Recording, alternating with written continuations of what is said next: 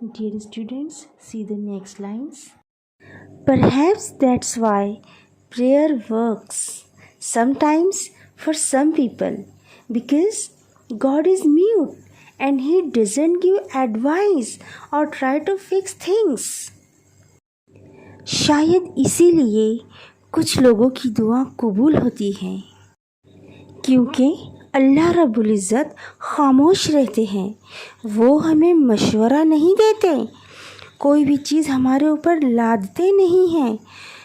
ये कर लो, वो कर लो, ऐसा कर लो, वैसा कर लो, इस तरह के मशवरे नहीं देते हमें।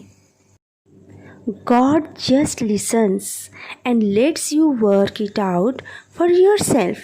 So please listen and just hear me. And if you want to talk, wait a minute for your turn and I will listen to you.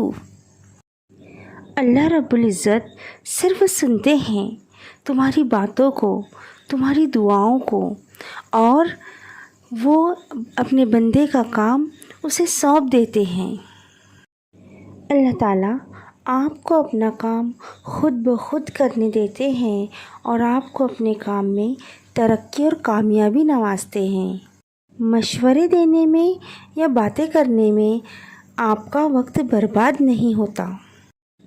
इसलिए शायर कहते हैं कि बराए मेहरबानी मेरी बात को गौर से सुनिए, और अगर आपको कुछ बोलना है तो पहले मेरी बात को सुन लीजिए, फिर मैं आपकी बात को सुनूंगा।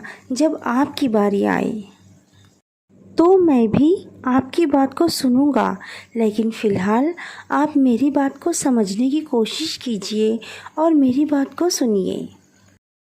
प्यारे बच्चों, ज़रा याद कीजिए, क्या आपके साथ भी कभी ऐसा हुआ है कि आप कोई सीधी सी बात अपने बड़ों को समझाने की कोशिश कर रहे हो और वो बात उनकी समझ में बिल्कुल नहीं आ रही हो?